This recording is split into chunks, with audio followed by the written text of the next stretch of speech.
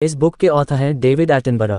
David पिछले 60 सालों से ज़्यादा वक्त से नेचुरल हिस्ट्री पर प्रोग्राम बनाते आ रहे हैं। उन्होंने दुनिया भर की सैर की है और बहुत से अनोखे और रेयर जीवों की जानकारी ढूंढ कर लाए हैं।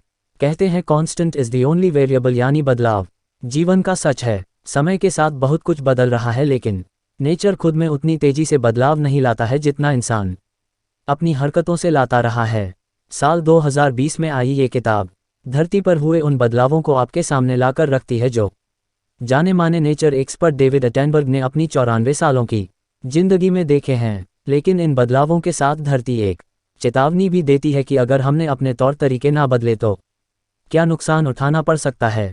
इस किताब पर नेटफ्लिक्स ने एक डॉक्यूमेंट्री भी बनाई है। चलिए शुरू करते हैं। उम्र बढ़ने के साथ नेचर के लिए डेविड का प्यार चिंता में बदल गया। 26 अप्रैल 1986 को चेर्नोबिल, जो आज यूक्रेन का हिस्सा है, वहां न्यूक्लियर पावर प्लांट में धमाका हुआ। यूरोप में इतना रेडियो एक्टिव मटीरियल फैल गया जो हिरोशिमा और नागासाकी में गिराए गए एटम बम से 4 गुना ज़्यादा था। ये बारिश की बूंदों की तरह रिसकर धरती के अंदर भी चला गया। ये फूड चेन में भी मिल गया। अंदाजा लगाया जाता है कि इसने लाखों जानें ले लीं।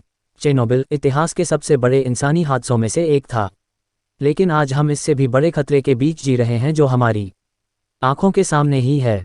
ये और कुछ नहीं बल्कि हमारा गलत और लापरवाह रवैया है, जहां हमने बायोडायवर्सिटी को नुकसान पहुंचाने में कोई कसर नहीं छोड़ी है। वैसे इसमें पूरी गलती हमारी भी नहीं है। हमारी पहली पीढ़ी जिसने तरह तरह की सुख सुविधाएं बनाई, उसे ये एहसास भी नहीं था कि उसने आने वाली पीढ़ी के हाथ में वरदान की शक्ल में श्राप दे दिया है। लेकिन राहत की बात यह है कि आज भी हमारे पास थोड़ा ही सही पर इतना वक्त तो बचा है कि हम हालात काबू में कर लें। बचपन में डेविड घंटों अपने गांव और उसके आसपास साइकिल चलाते हुए एमेनाइट्स ढूंढते रहते। एमेनाइट्स घोंघे के फॉसिल को कहा जाता है। सदियों तक लाइमस्टोन में दबे रहकर फॉसिल बन चुके ये घोंघे डेविड को इतने अच्छे लगते कि इनकी वजह से डेविड ने नेचर को ही अपना करियर बना लिया। आगे उनको ये पता चला कि इन घोंघों की पूरी स्पीशीज एनवायरनमेंट में अचानक हुए बदलाव की वजह से खत्म हो गई थी। हमने लगभग 175 मिलियन साल पहले डायनासोर का राज खत्म होने का किस्सा तो सुना ही है। इन लाखों सालों के दौरान जीवन दोबारा शुरू होता रहा और इंसान पनपते रहे। इंसानों में उनसे पहले रह रहे जीवों से कुछ खास फर्क था। कल्चर का अपने कल्चर और नॉलेज को एक पीढ़ी से दूसरी पीढ़ी तक बांटने की आदत ने इंसानों को नेचर में बदलाव करके उसे अपने रहने के लिए और आसान बनाने की ताकत दी। इस ताकत के साथ बड़ी जिम्मेदारी भी आई। आज हम जिस हिस्से को मिडिल ईस्ट के नाम से जानते हैं, वहां आज से लगभग 10,000 साल पहले लोगों ने खेती और जानवर पालने की शुरुआत की। वहीं कुछ लोग खेती में समय देने की जगह अपनी बनाई चीज़ें जैसे कपड़े और घरेलू सामान की अदला बदली से काम चला लेते थे। ये सिविलाइजेशन की शुरुआत थी, लेकिन ऐसी किसी भी सिविलाइजेशन में एनवायरनमेंट का मजबूत होना सबसे ज़रूरी था। डेविड ने साल 1952 में एक अनाउंसर के तौर पर बीबीसी में काम शुरू किया। आगे तरक्की करते हुए वो ये देखते गए कि किस तरह इंसान एनवायरनमेंट को कमज़ोर बनाते आ रहे हैं। इंसानों के कामकाज की वजह से बायोडायवर्सिटी तो खराब हो ही रही थी, पर पूरी की पूरी स्पीशीज भी खत्म होने लगी थी। 1978 में डेविड पहाड़ी गोरिल्ला पर एक सीरीज़ बनाने के लिए रवांडा गए। वहाँ उन्होंने जो देखा उसने उनकी पूरी सोच बदल दी। वो एक किस्सा खास तौर पर याद करते हैं जब एक फीमेल गोरिल्ला झाड़ियों से अचानक निकलकर उनके सामने आ गई और उनके साथ खेलने लगी। उसके 2 छोटे बच्चे भी डेविड के पैरों और जूतों के साथ शैतानी करने लगे। इन गोरिल्लाओं के लिए वो काफ़ी मुश्किल का समय था। उनकी आबादी 300 से भी कम रह गई थी। लोग अपनी ज़रूरतों के लिए जंगल काटते जा रहे थे। इसके अलावा शिकारी भी गोरिल्लाओं के पीछे पड़े थे। इस घटना ने डेविड को एहसास दिलाया कि हम किस तरह धरती को वो नुकसान पहुंचा रहे हैं जिसकी भरपाई भी करनी मुश्किल है। लेकिन डेविड के लिए ये तो बस शुरुआत थी। डेविड जैसे जैसे दुनिया घूमते गए, नेचर के लिए उनकी चिंता बढ़ती गई। 1970 के आखिरी सालों में डेविड का करियर पीक पर आ चुका था। उनकी बनाई सीरीज लाइफ ऑन अर्थ को दुनिया के लाखों लोग देख चुके थे। 1978 में बनी इस सीरीज में 30 से भी ज़्यादा देशों के 200 से ज़्यादा जानवरों को फिल्माया गया था। इस सीरीज से डेविड को नेचुरल हिस्ट्री को उस तरह से दुनिया के सामने लाने का मौका मिला जिसे उससे पहले कभी नहीं दिखाया गया था। वो नेचर में हो रहे बदलावों के गवाह भी बने। डेविड के लिए ब्लू व्हेल की स्टोरी कवर करना बहुत हैरानी वाला प्रोग्राम साबित हुआ। ब्लू व्हेल दुनिया का सबसे बड़ा जानवर है। समुद्र का इकोसिस्टम बनाए रखने के लिए ब्लू व्हेल बहुत बड़ा रोल प्ले करती हैं, फिर भी 20वीं सदी में इंसानों ने लगभग 30 लाख वेल्स को मार डाला। इस वजह से ब्लू वेल खत्म होने के कगार पर आ गई थी। लेकिन ये सिर्फ वेल्स की कहानी नहीं थी। अगले कुछ सालों में डेविड ने हर जगह यही होते देखा। रेन फॉरेस्ट बायो डाइवर्सिटी का एक बहुत बेहतरीन उदाहरण है। जमीन पर पाए जाने वाले जीवों में से लगभग आधे तो रेन फॉरेस्ट में ही मिलते हैं। लेकिन हम अंधाधुंध तरीके से इन जंगलों को काटते जा रहे हैं। साल 1989 में जब डेविड साउथ ईस्ट एशिया गए तो उस वक्त तक 2 मिलियन हेक्टेयर रेन फॉरेस्ट काटकर वहां पाम ऑयल देने वाले पेड़ लगाए जा चुके थे। ये जगह कोलंबिया के बराबर है। आज की तारीख में दुनिया के आधे रेन फॉरेस्ट साफ हो चुके हैं। नॉर्थ और साउथ पोल भी इससे बच नहीं पाए हैं। जब साल 2011 में डेविड फ्रोजन प्लानेट नाम की सीरीज बना रहे थे तो दुनिया का तापमान उनके पैदा होने के वक्त से 1 डिग्री सेंटीग्रेड ज़्यादा हो चुका था। पिछले 10,000 सालों में हुआ ये सबसे बड़ा बदलाव था। अब दोनों पोल्स पर गर्मी का मौसम पहले से लंबा होने लगा है। ये आने वाले परेशानियों की तरफ बड़ा इशारा है। हमने पेट्रोलियम इस्तेमाल करके समुद्रों को भी जहरीला बना दिया है। जब हम कोयला और नेचुरल गैस जलाते हैं तो बहुत सारी कार्बन डाइऑक्साइड हवा में रिलीज होती है। इसकी वजह से समुद्रों में एसिड का लेवल और तापमान बढ़ता है और कोरल रीफ खात्मे पर आने लगती है। जबकि समुद्र के पानी को सही रखने और बायोडाइवर्सिटी बनाने रखने में इनका बड़ा हाथ होता है। डेविड के प्रोग्राम ने अपना असर डाला। उनकी टीम ने पहली बार किसी वेल को गाते हुए रिकॉर्ड किया था।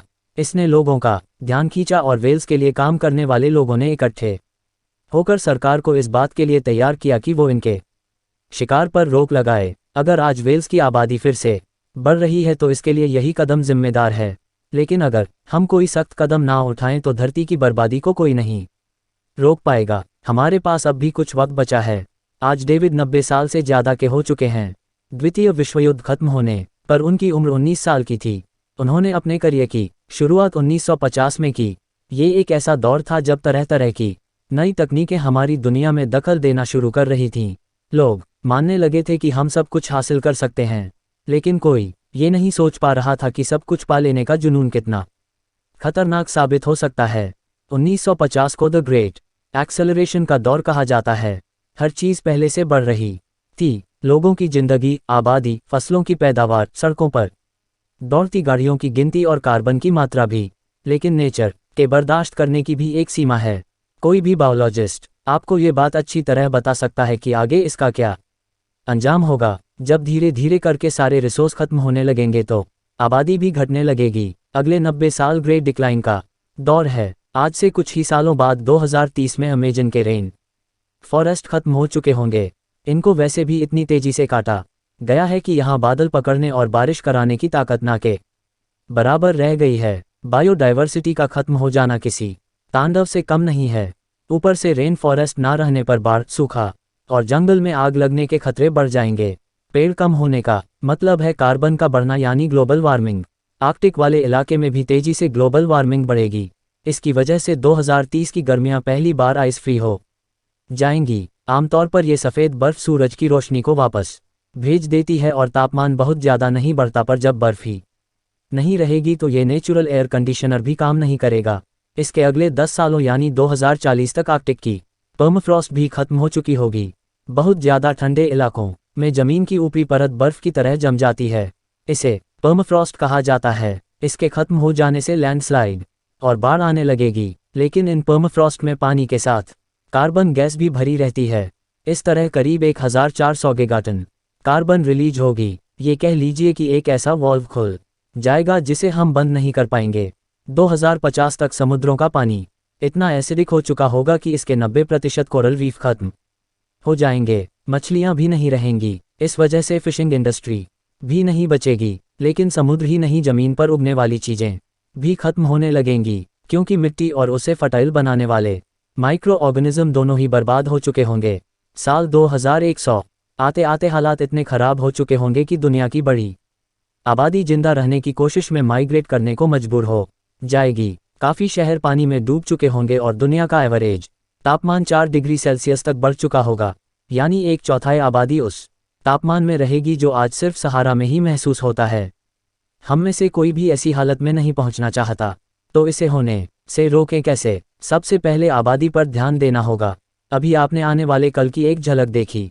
हम ऐसा वक्त नहीं चाहते हैं जहां लोगों का जीवन इतना बदतर हो जाए, लेकिन अगर हम अभी भी उसी रास्ते पर चलते रहे तो ऐसा होकर ही रहेगा। वैज्ञानिकों ने ऐसी 9 बातें बताई हैं जिन पर ध्यान देना बहुत जरूरी है। इनके नाम है क्लाइमेट चेंज, ओजोन लेयर का घटते जाना, समुद्रों में एसिडिटी बढ़ना, केमिकल पोल्यूशन, फर्टिलाइजर का इस्तेमाल, मीठे पानी की कमी, लैंड कन्वर्शन, बायोडाइवर्सिटी, सी एयर पोल्यूशन। इनमें से 4 तो खतरे के निशान को पहले ही पार कर चुके हैं, लेकिन अभी भी कुछ उम्मीद बाकी है।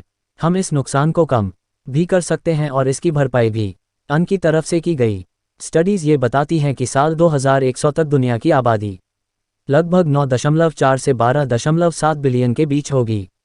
लेकिन एनवायरनमेंट अपनी लिमिट के हिसाब से ही लोगों को संभाल सकता है, इसलिए जब आबादी उस लिमिट से बढ़ जाती है तो इसे पुराने लेवल पर लाने के लिए कुछ लोगों का खात्मा जरूरी हो जाता है। ये बात हम जंगल और जानवरों के बारे में तो पक्के तौर पर समझते हैं, पर परेशानी ये है कि इंसानों के साथ क्या होगा इसका हमें अंदाजा नहीं है। अगर समय रहते ही आबादी पर काबू नहीं पाया गया तो तबाही पक्की है। अब यहाँ राहत इस बात की है कि हम आबादी को इतना बढ़ने से रोक सकते हैं। जब देश तरक्की की राह पर चलने लगते हैं तो पहले तो आबादी बढ़ती है, फिर बढ़ना रुककर एक लेवल पर आ जाती है। जापान इसका एक अच्छा उदाहरण है। साल 2000 से अब तक इनकी आबादी बढ़ी ही नहीं है। अगर साल 1962 से डेटा लिया जाए तो दुनिया भर में आबादी बढ़ने की रफ्तार में कमी आती गई है। कभी न कभी हम भी उस जगह पर पहुंच जाएंगे, और ये जितनी जल्दी हो उतना अच्छा है। इसे जल्दी लाने का तरीका भी है। पहले तो महिलाओं की हालत सुधारने पर काम करना होगा। आज हालात बदल रहे हैं और महिलाएं इस बात का फैसला ले पा रही हैं कि उनको कितने बच्चे चाहिए और किस उम्र में। शिक्षा भी बड़ा रोल प्ले करती है। स्टडीज़ बताती हैं कि अगर हम शिक्षा पर ध्यान दें तो ये स्टेज लगभग 50 साल पहले ही आ सकती है, यानी आबादी में लगभग 2 बिलियन लोगों की कमी। इससे हमारे एनवायरनमेंट का बोझ काफ़ी कम हो जाएगा। अगर जंगल फलने फूलने लगे तो कार्बन घटेगी और बायोडाइवर्सिटी बढ़ेगी। इससे भोजन की परेशानी का हल भी निकल आएगा। जैसे जैसे बायोडाइवर्सिटी कम होती गई वैसे वैसे हमारे प्लानेट की स्टेबिलिटी पर भी बुरा असर पड़ा। अब जबकि हमें ये अच्छी तरह पता है कि बायोडाइवर्सिटी हमारे लिए कितनी ज़रूरी होती है, तो इसे सही रखने के लिए जंगलों को फिर से बसाने की ज़रूरत है। समुद्रों का एक बड़ा हिस्सा ऐसा है जहाँ किसी देश या इलाके की बाउंड्री नहीं है। इस बात की वजह से फिशिंग इंडस्ट्री ने मनचाहे तरीके से काम करते हुए मछलियों की ज़्यादातर आबादी को ख़त्म कर दिया है। इसे रोकने के लिए ऐसे इलाकों को नो फिशिंग जोन बनाना चाहिए। इस तरह खुद ब खुद इतनी मछलियाँ पनप जाएंगी कि अंदाज़ा लगाना मुश्किल होगा। लेकिन सिर्फ मछली पकड़ने पर रोक लगाना काफ़ी नहीं है। किनारों का पानी न्यूट्रिशन से भरपूर होता है, इसलिए दुनिया भर में समुद्र के बीच जाकर ही नहीं बल्कि किनारों पर भी मछली पकड़ने की पाबंदी होनी चाहिए। ये तरकीब कैसे काम करती है इसका उदाहरण हमें मेक्सिको के काबो पल्मो से मिल सकता है। 1990 तक इस इलाके में इतनी ज़्यादा मछलियाँ पकड़ी जा चुकी थी कि फिशिंग करने के लिए कुछ रह ही नहीं गया था। तब इन लोगों ने मिलकर एक रास्ता निकाला। अपने इलाके में लगभग 7000 हेक्टेयर पर फिशिंग अगले 15 साल के लिए पूरी तरह से बंद कर दी। आने वाले कुछ साल तो मुश्किल से गुजरे, लेकिन फिर पानी में मछलियां बढ़ने लगीं। अगले 15 सालों में पहले से 400 गुना मछलियां हो गईं। खत्म हो चुकी शार्क भी वापस आ गई। 15 साल पूरे हो जाने पर मछुआरों को फिर से मछली पकड़ने की इजाज़त दे दी गई, लेकिन कुछ नियमों के साथ। अब वहाँ इतनी मछलियां पकड़ी जाने लगी जितनी पहले कभी नहीं होती थीं। यहाँ डाइविंग और गेस्ट हाउस का काम भी चल निकला। हालांकि ज़मीन पर हालात बदलना मुश्किल होता है, क्योंकि अक्सर इसका कोई ना कोई मालिक होता ही है। हम ज़मीन की कीमत भी अच्छी तरह समझते हैं, लेकिन ये बात कोई नहीं समझता कि ज़मीन एनवायरनमेंट के लिए कितनी कीमती हो सकती है। कागज़ों पर तो 1 एकड़ पाम ऑयल के पेड़ों वाली ज़मीन 1 एकड़ जंगल से कहीं ज़्यादा कीमती है, पर हमें वैल्यू नाम के शब्द को सही तरह समझने की ज़रूरत है। ज़मीन पर कितनी फसल उग सकती है इसकी जगह हमें इसकी कीमत इस बात से लगानी चाहिए कि यहाँ कितनी बायोडाइवर्सिटी है। अगर हम पहले ही ऐसा करते तो इतने जंगल करते ही नहीं, लेकिन आज इतना करना ही काफ़ी नहीं है। आगे हम कुछ और तरीकों पर बात करेंगे। आने वाले कल को बेहतर बनाने के लिए ग्रीन और क्लीन एनर्जी का इस्तेमाल करना सबसे कारगर कदम साबित हो सकता है। धरती पर अभी तक हो चुके नुकसान को रोकने और इसकी भरपाई करने के लिए हमें पुराने तौर तरीकों पर वापस लौटना होगा। हमें नेचर से दूर होने की जगह नेचर के नज़दीक जाना होगा। हमें ऐसी तकनीक पर काम करना होगा जो पेट्रोलियम या फॉसिल फ्यूल की जगह ग्रीन एनर्जी पर चलती है। ये इतना मुश्किल भी नहीं है। अल्बानिया, पैराग्वे और आइसलैंड जैसे देश अब पूरी तरह ग्रीन एनर्जी इस्तेमाल करते हैं। यानी अगर आप पक्का इरादा कर ले तो कुछ भी नामुमकिन नहीं है। इंसानों ने इतनी तरक्की फॉसिल फ्यूल की बदौलत ही की है, पर इसकी वजह से हवा में इतनी कार्बन छोड़ दी है जो वैसे लाखों सालों तक भी नहीं आती। हमने बिना सोचे समझे फॉसिल फ्यूल का इस्तेमाल करके एक परेशानी और खड़ी कर दी है। आज हमारे पास 10 साल से भी कम समय बचा है जब हम पेट्रोलियम को सूरज की रोशनी, पानी और हवा से बनी ग्रीन एनर्जी से बदल सकें। आज धरती का एवरेज तापमान 1 डिग्री सेल्सियस बढ़ चुका है। अगर हमें सब कुछ पहले की तरह करना है तो इस बात का ध्यान रखना होगा कि ये 1.5 डिग्री सेल्सियस से ज़्यादा न बढ़े। इस दशक के आखिर तक ये इस लेवल पर पहुंच ही जाएगा। हमने कुछ बदलाव तो किए हैं, पर इनको सपोर्ट करने वाली तकनीक की कमी है। एक बड़ी रुकावट तेल और गैस के सेक्टर की बड़ी कंपनियां हैं। आज लगभग हर बड़ा सरकारी प्रोजेक्ट और कंपनियों के काम तेल और गैस के बिना अधूरे पड़ जाते हैं। इससे बचने के लिए क्या किया जा सकता है? बहुत से लोगों का मानना है कि कार्बन टैक्स लगा देना एक अच्छा कदम हो सकता है। यानी कोई कंपनी जितना ज़्यादा कार्बन रिलीज करे वो उतना टैक्स देगी। 1990 में स्वीडन इस तरह की शुरुआत कर चुका है। इसके बाद से वहाँ ज़्यादातर कंपनियों ने फॉसिल फ्यूल से दूरी बना ली। कार्बन कैप्चर टेक्नोलॉजी भी फ़ायदेमंद साबित हो सकती है। इसमें हवा से कार्बन सोख ली जाती है, लेकिन इंसान के बनाए किसी तरीके से कहीं अच्छा है नेचुरल तरीका, यानी पेड़ पौधे।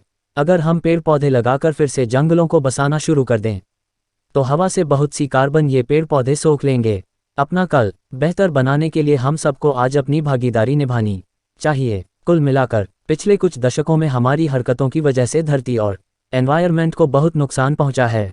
हम तबाही के बहुत नज़दीक आ चुके हैं। हमें जल्द से जल्द फॉसिल फ्यूल को ग्रीन एनर्जी से बदलने और बायोडायवर्सिटी को बढ़ाने की ज़रूरत है।